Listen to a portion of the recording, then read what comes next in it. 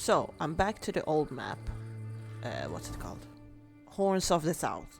So what we're gonna do is find this monster egg that I forgot totally. And I really need to get it. Oh there.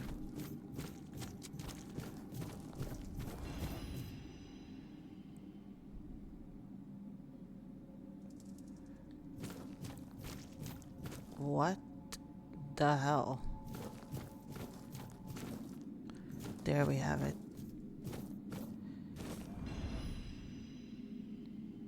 Okay, so it's gonna hatch by itself.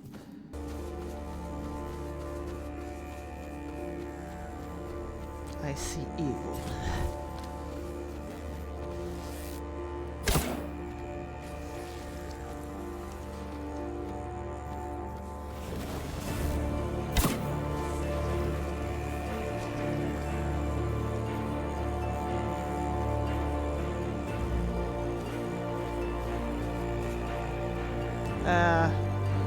Is there a boss fight here? Oh, he's standing there, okay. Epic.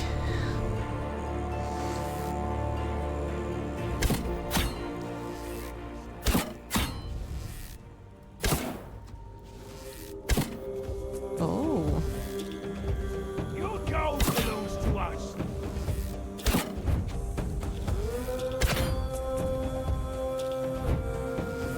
You're only making me angrier. Well.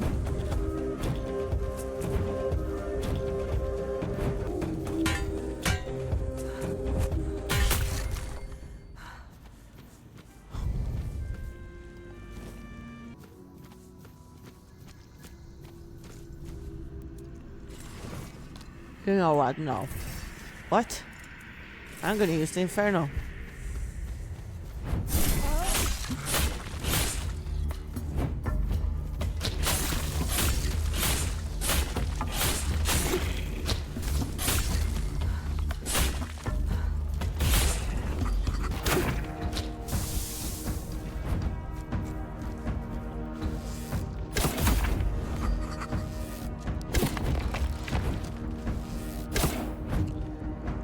What is wrong with the aim here? Fuck off, please.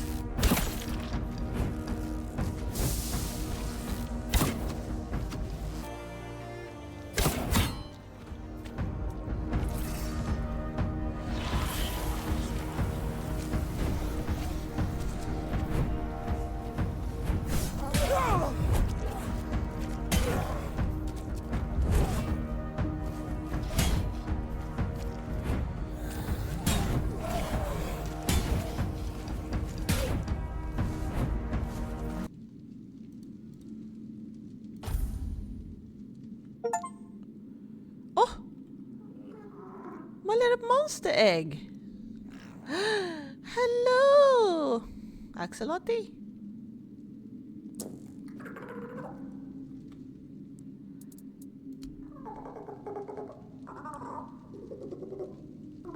We're gonna be friends forever and ever and ever. Oh. Oh. Good job. What do you eat? He eats sage.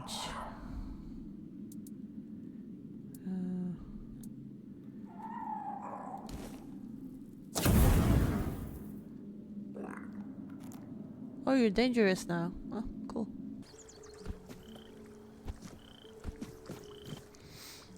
What is that place anyway?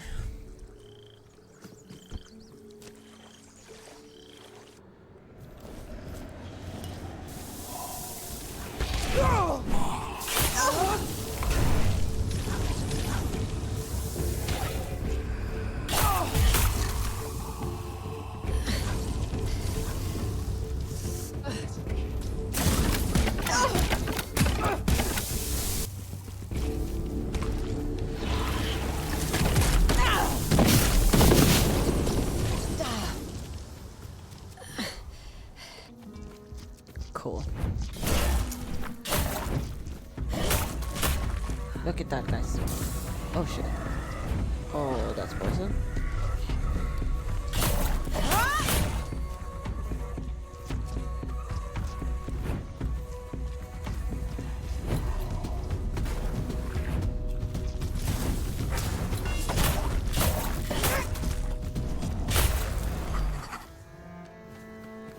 Look at that.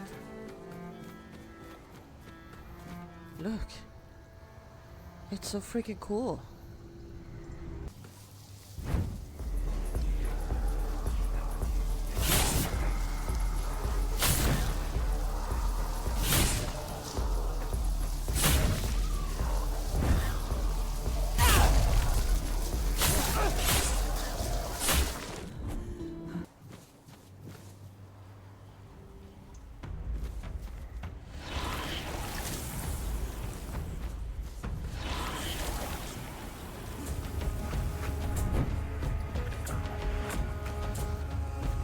Boss here? Fuck.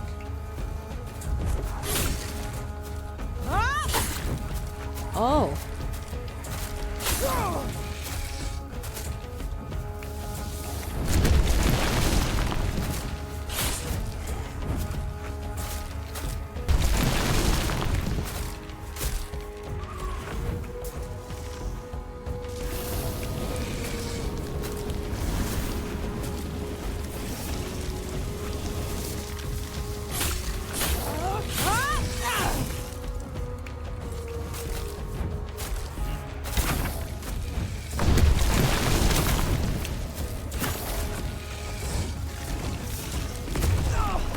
Wow, why are you getting stuck?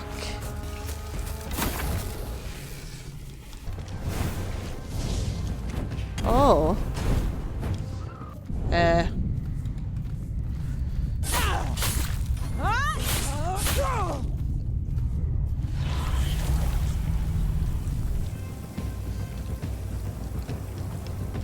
Huh.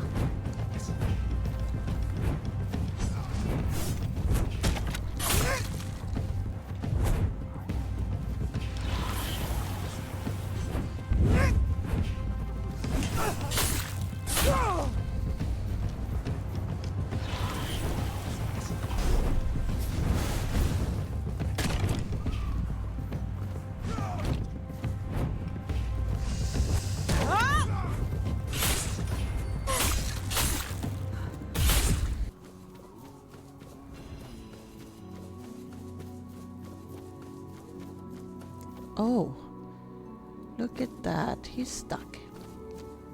But it's beautiful.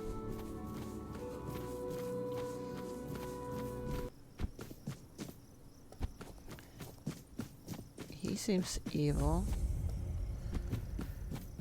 Let's see what you're made of. Come on.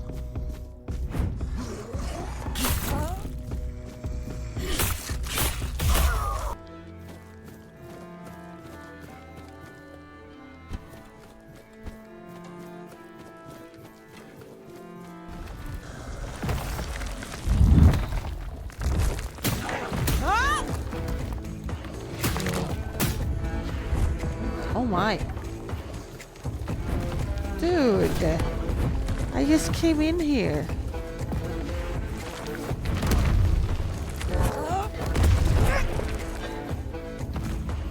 That's just weird. Does that make my frost like my main? I'm gonna use this. Ooh.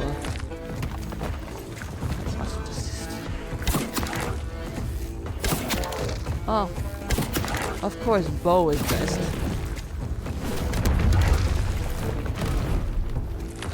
Oh. I'm gonna... Okay. We continue doing that shit.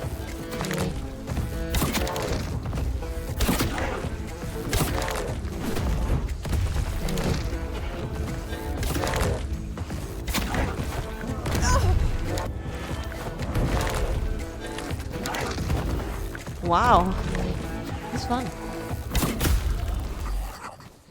He's actually fun. Let's see, Tibby. Most Caretakers tend to the living. Tibet tends to the dead. Once a child who's wandered too often among the graves, he now stands as their guardian, bound to the cemetery by promises uttered long ago. He speaks with the dead, listens to their stories, and ensures their peace is undisturbed. To outsider he is a towering solemn figure of stone and vines, but to those who rest beneath the soil, he is simply Tibby, the boy who never left, the keeper who never stopped listening.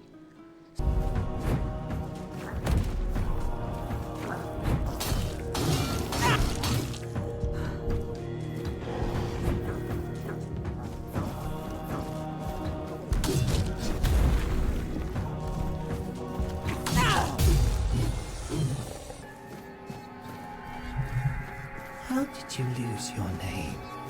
Did the fire take it?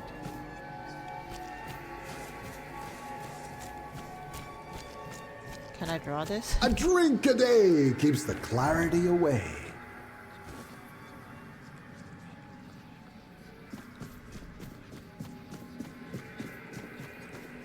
Ha! A maggot. Oh, the king himself! I am unworthy. Oh, forgive me. How wretched I am. Yes, maggot. But I am a worthless maggot. Oh. Oh.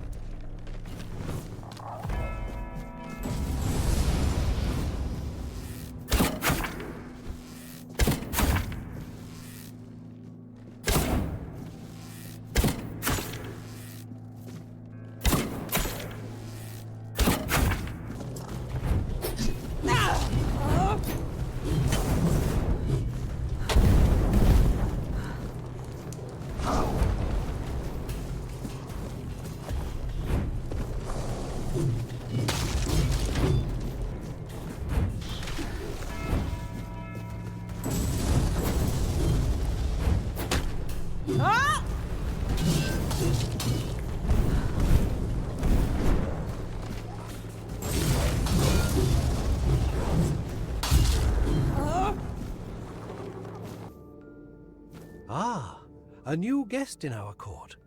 Welcome, stranger, to the humble halls of King God, Sagremor's the castle. art is amazing. Are you here to seek an audience with the king and queen? Many are eager to see them, though most are the old regulars. I'm sure their highnesses will be pleased to see a new face. We haven't had many guests of late. Oh, no need to trouble yourself with me, my lady. I am but a simple custodian, a lowly servant of our gracious majesties.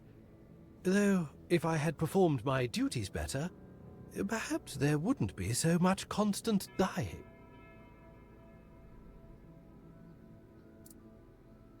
Oh, I'm sure they will. But you might have to wait a bit. The king's schedule is completely full for the foreseeable future. And, before you ask, no, there's no way to speed it up. King Sagremor is very particular about treating all his subjects equally. Unless you're aiming to become the court jester, there's not much I can do to help. Though, now that I think about it, perhaps if the Queen's sisters put in a good word for you, you might just get to the front of the line. I'm glad you asked, my lady. All you need to do is kill me, and the keys to the sisters' chambers will reveal themselves to you. Yes, exactly. It's no big deal. I've died thousands of times. That's just how it is for me.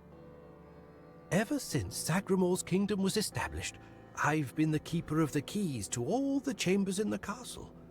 And with magic, when a spell says, guard at the cost of one's own life, well, it tends to take that phrase quite literally.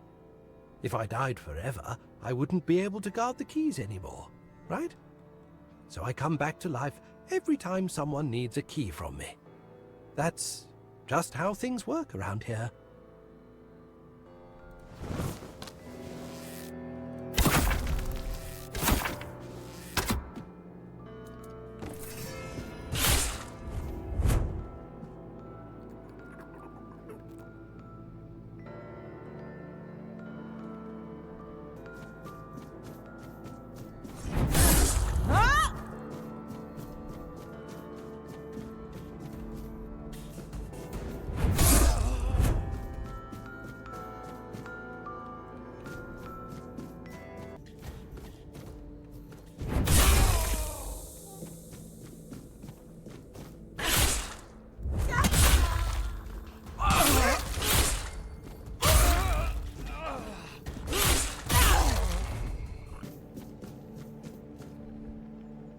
I don't understand. Okay, that's an elevator.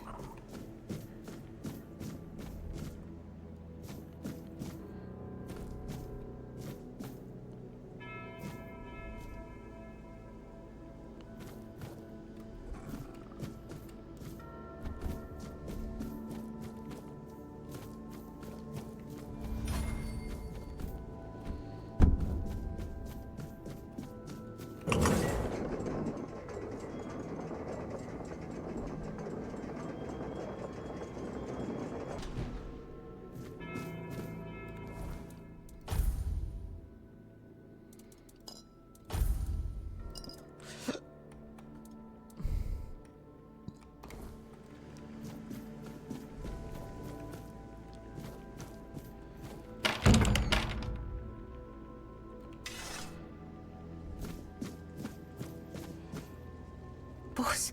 No, not boars. Boars in the letters. The letters to boars, to beloved. These, all of them, I write. Letters to beloved boars, I write. I write only letters to boars, to beloved. Yours, Claire. Sister has a tablet. Once she had it. Once, sister. In Sagremor's arms. Once, me in Boar's arms. Forever. Yours, Claire. My beloved. My dearest.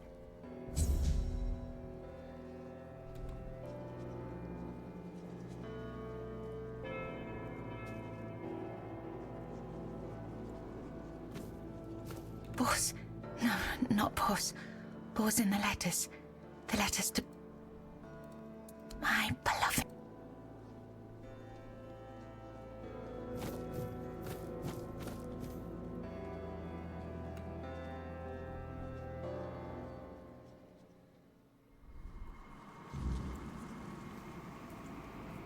Once upon a time, there lived a young maiden named Claire. So she endured, her heart steadfast in its belief that love could shatter even the darkest of spells, and that one day, somehow, she and Boars would reunite.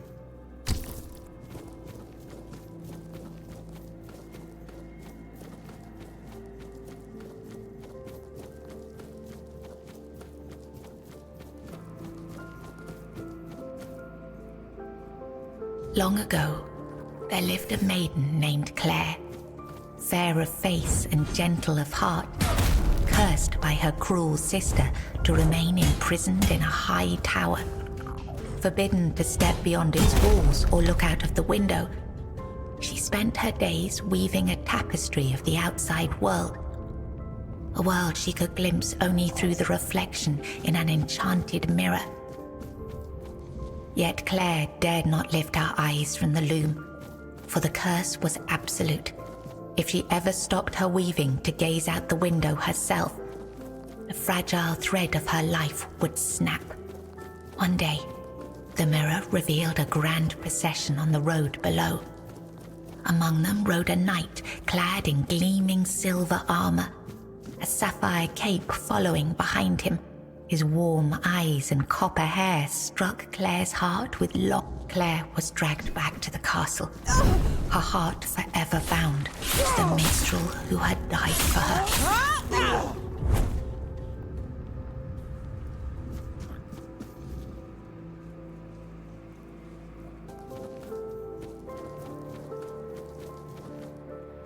It was the height of summer when young Bors first laid eyes on the maiden of his heart, working in the fields, his skin bronzed by the sun.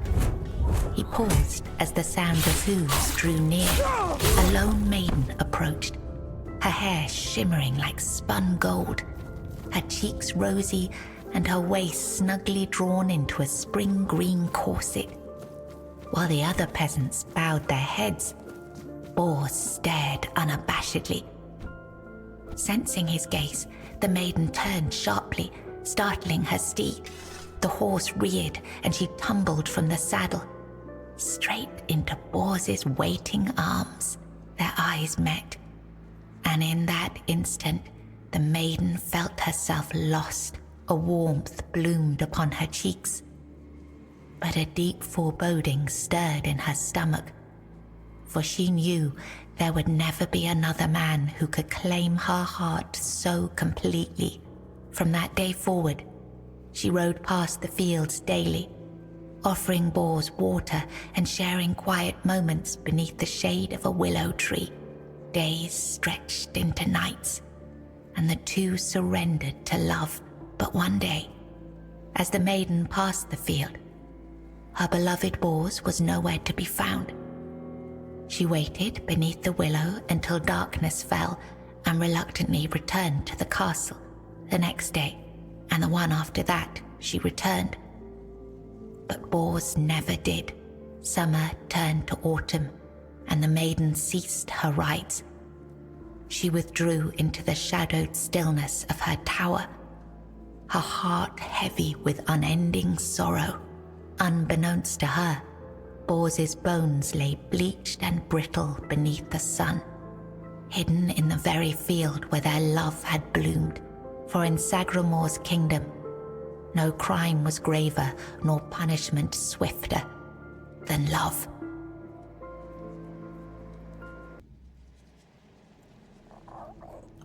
I was writing something important. Do you know what it was?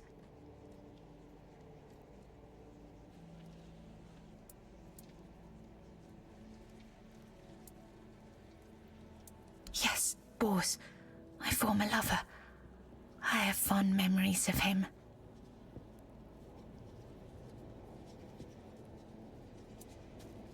Really? Perhaps that was true once. I longed for my own sagremor. I craved love, true love. A beloved, not a dog. My dearest Bors, I'm sorry. My sister. I have 2 sisters, one older and another the eldest. She's the caregiver. She nurtures, she helps, she tries. She wanted sagremor. She wanted the crown. She has everything except love. She does. She holds the power of the men here. She has everything. She has no desire for love. She wants to rule. Love is not necessary. Power is. Fear is. It's at the very top, above all else. To see everything. To hear everything. Here, you've read these notes on the stacks of paper. My handwriting. I must have written them, yes. Strange. No, I'm sorry. Enough. She sees all, hears all. Her arms are long.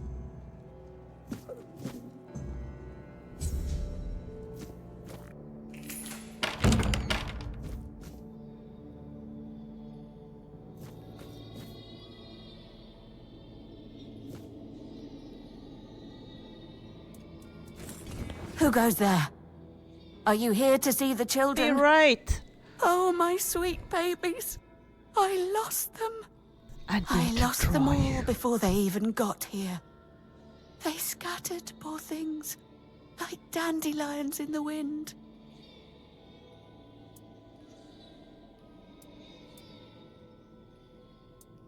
My little flowers, they're all gone. Met their grim fates within these castle walls.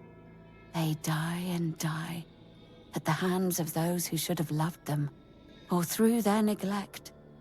Poor little things. They deserved so much better.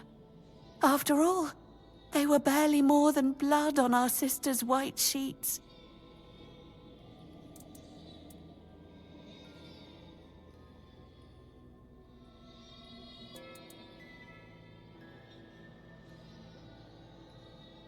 Really? You'd do that? And you won't hurt them, will you? Please, I cannot bear to hear their cries anymore. I need them close, so I can watch over them as I was meant to. If I could keep that one promise I made to my sister, perhaps then I could finally know peace. Let me think. Renaud, the Crown Prince, loved to stand on the balcony, gazing down at the gardens, watching the legacy that will never come to be. Little Noah, covered in blood. His mother would wash him again and again, scrubbing endlessly. It feels like he rarely leaves the bathtub. Oh, and Hugo, such a sweet child, sleeping soundly in his cot, sleeping and sleeping, always and forever. He has his favorite lullaby.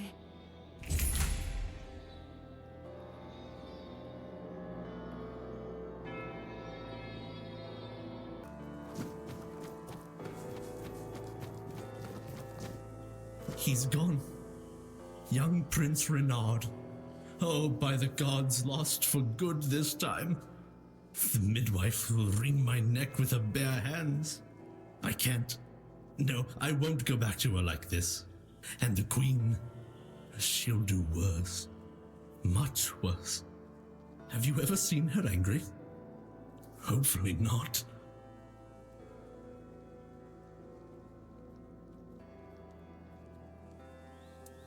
Oh, yes, of course. Straight into the void. He stood there for a long while, just staring into the well. And then he was gone. He just stepped in like it was the most natural thing in the world. Are you mad? Who would do it? Jump into that void? You're not being serious. Oh, surely you don't mean to.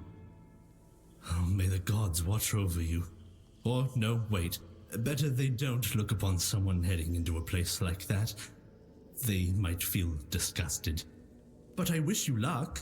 Remember, everything you do is being judged. Great.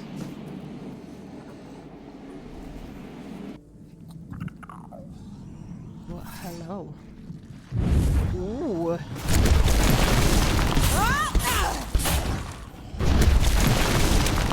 Maybe you do better with both.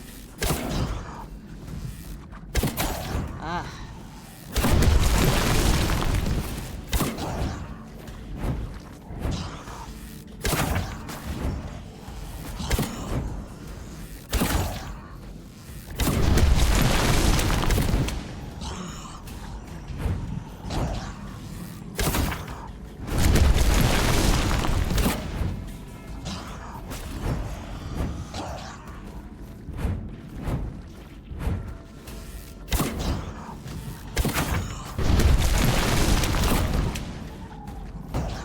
What? He's dead soon.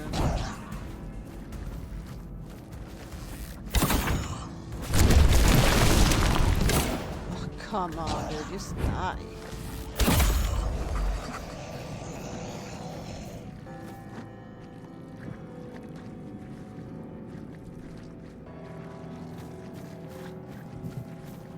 Did the midwife send you? Or was it that coward who's supposed to be keeping me under their heel? The firstborn of the king and queen. A proper little princeling. Almost grown. Though life has never tested me thanks to the comfort I was raised in. Which is why I'm full of whims. Why I think only of trivialities. Why I'm just a gilded youth, unable to appreciate what I have. I won't bother listing every one of my vices. Don't take it personally. You're not that special. Nobody is. I just wanted you to leave me alone. But as always, everything in this house proves hopelessly useless. Any form of service, flawed and feeble. They lack competence. Next time, I'll find a deeper despair and an emptier void to hide in. Mother won't be pleased with how miserably the court servants perform their duties. She never handled disobedience well. Well then, we can skip pedagogical lectures, as I know you'll force me to return at the end. And later, I'll try to run away again.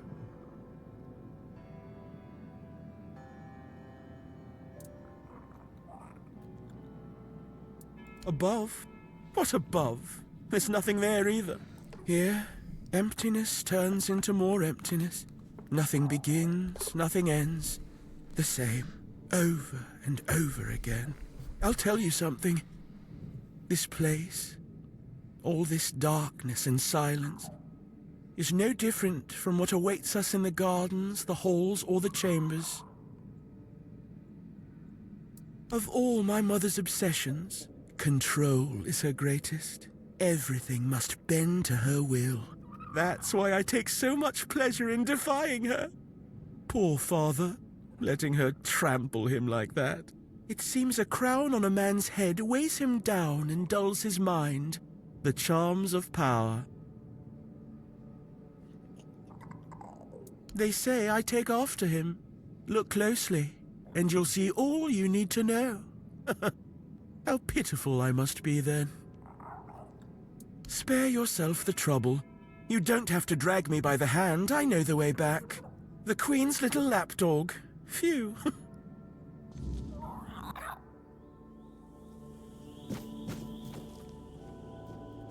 You found the young master.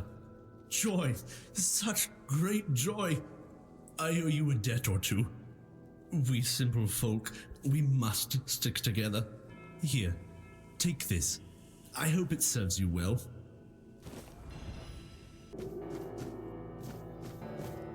She stitched them into her prayers, yet the gods unraveled them one by one. Where are they? A mother should not outlive her. I have enough of all.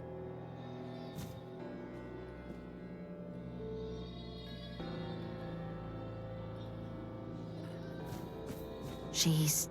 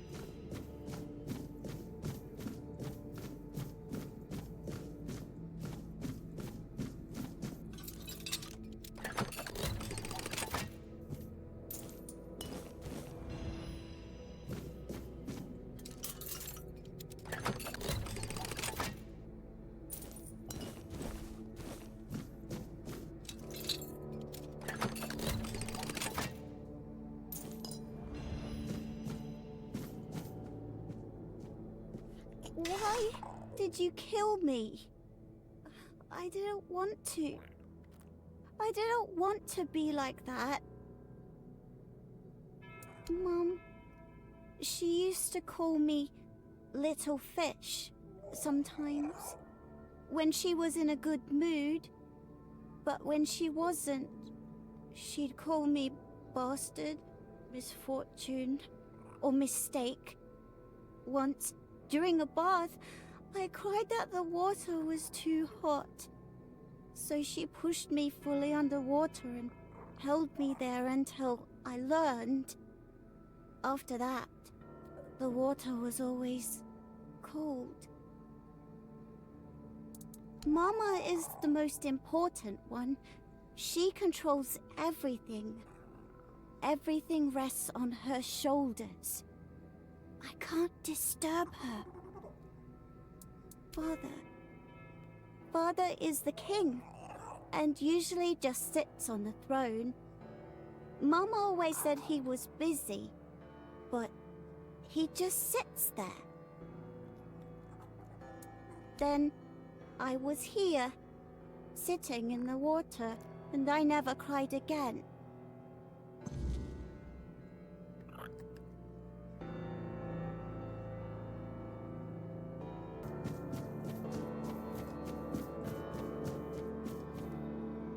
They are here. All of them. My sweet little petals. I'm so sorry. I should have tried so hard to bring you into this world. But maybe now we can set you free. You will help us, won't you, stranger? Fate has made a mockery of us all. Our deepest desires have been laid bare, twisted into instruments of our torment. Take these poor little creatures. They have no place in this world, yet they are forced into it and out of it, again and again. But our sister wished for them, and here, her word is the only law. My sister's reign must end. It's brought us horror upon horror, all because of her fear and obsession. She thought she could forge fate with power, but she was wrong. Fate is inevitable, and the one she claimed was never hers to begin with. Yet we are the ones who suffer the most.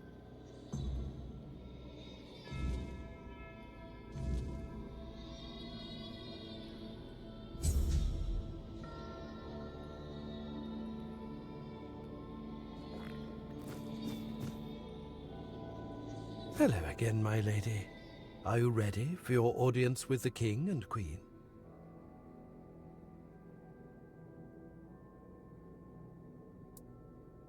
Nobody knows.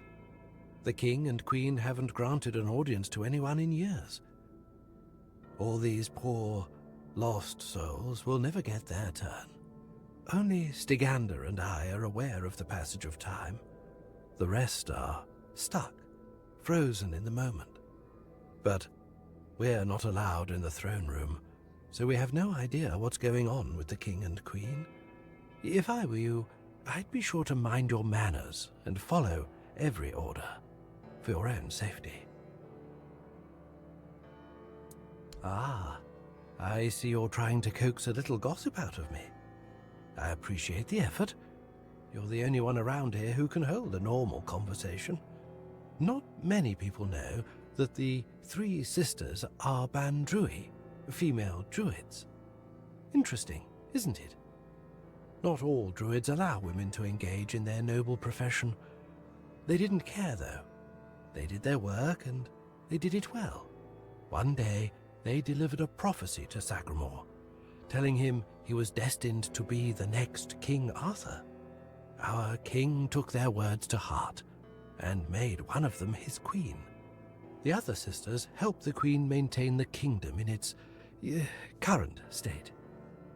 It's not for me to say whether it's right or not. I know my place and the role I've been given.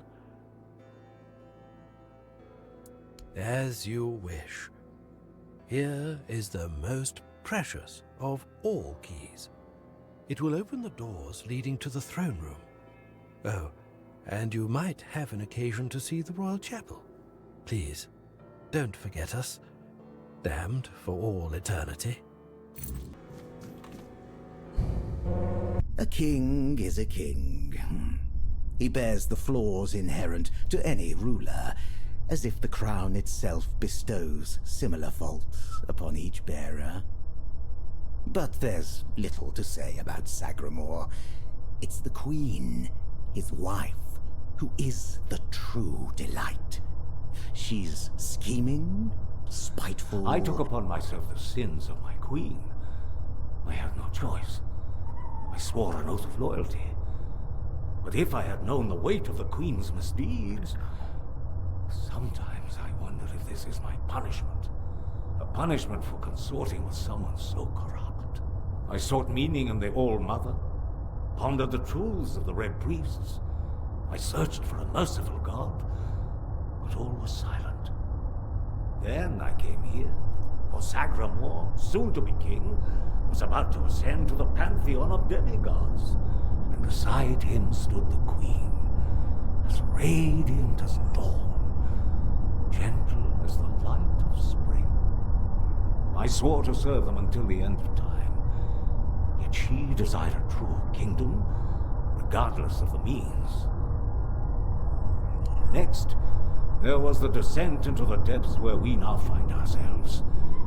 This came to pass at the Queen's behest. How twisted and corrupted must one's soul be to desire something so dreadful, to rule alone over the world of shadows. I was stupid.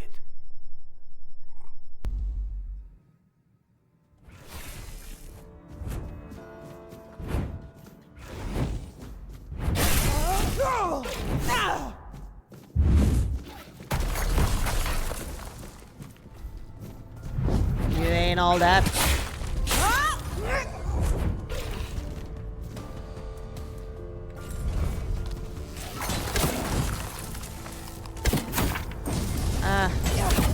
Not so accustomed to this. Oh my god, I hate when I miss.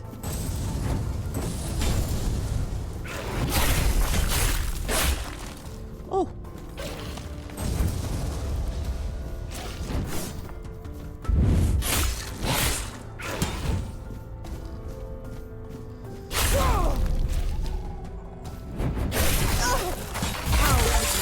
Your queen so cruelly? Why did you refuse to simply bow? You could have served me for eternity. No thanks. Wouldn't that have been beautiful? No thanks. There's nothing beautiful about your face or... Okay. What the hell? Was that it? Gone. Is she? Gone from one eternity straight into another. Oh, how I wish we'd had one more day. A proper one. Marked by the sun setting on us forever. Once, I dreaded it. The relentless passage of time. And now, all that's left is tomorrow, and tomorrow, and tomorrow. And all our yesterdays have lighted fools, the way to dusty death. Now it all ends. The lofty dream, the endless torment, and the fruits of our vanity. What we leave behind is a monument to our own foolishness.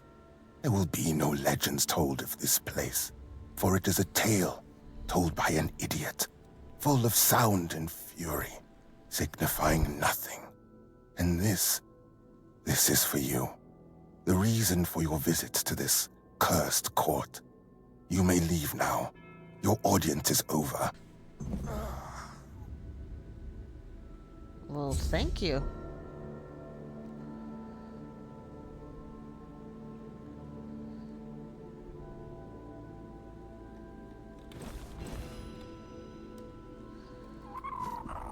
Am I heavy now? So be it. I'm gonna sell all of these. Born into the Terrarian lineage, sagremor was a northern noble, prophesied by 3 witch druids to become the second Arthur.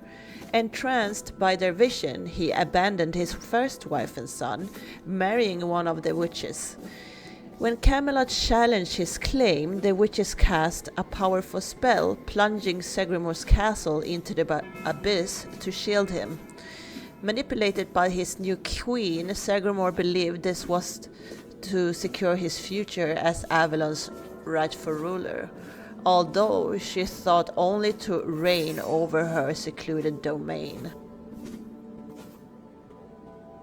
Of the 3 Bandrui, none wielded subtlety so cruelly as the queen, wife to King Sagremor, an architect of his fall.